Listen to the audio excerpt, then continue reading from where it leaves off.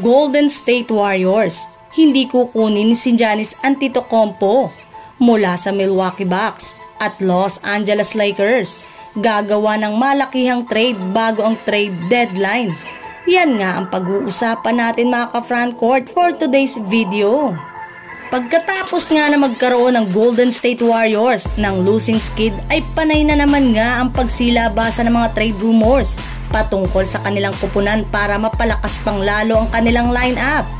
At isa nga sa mga umuugong dito ay ang posibleng pagkuha ng Golden State Warriors kay Giannis Antetokounmpo mula sa Milwaukee Bucks kapalit ng kanilang mga players na sina Andrew Wiggins, Jonathan Kuminga, Brandon Posemski, Lidney Waters III, 2 future first round pick at isang future 2 second round pick. Ganyan nga karami ang kailangang ibigay ng GSW sa Bucks bago nila makuha si Giannis. Ngunit ayon nga sa isang source, agad rin naman nga itong tinanggihan ng kanilang general manager na si Mike Dunleavy ang ganitong trade dahil hindi nga niya isasakripisyo ang future at ang kanilang mga batang player para lamang sa isang superstar.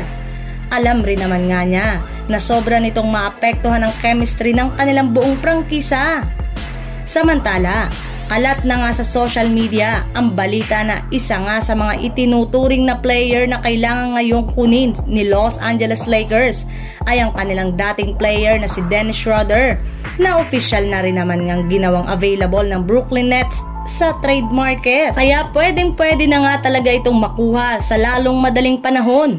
Pero kung isang NBA analyst nga ang tatanungin, kung gagawa man nga ng trade ang Lakers sa Nets ay posible nga na hindi lang si Schroeder ang makukuha nila bagkus masusungkit rin naman nga nila dito si Dorian Finney-Smith at Cameron Johnson na pareho rin naman ngang available sa trade.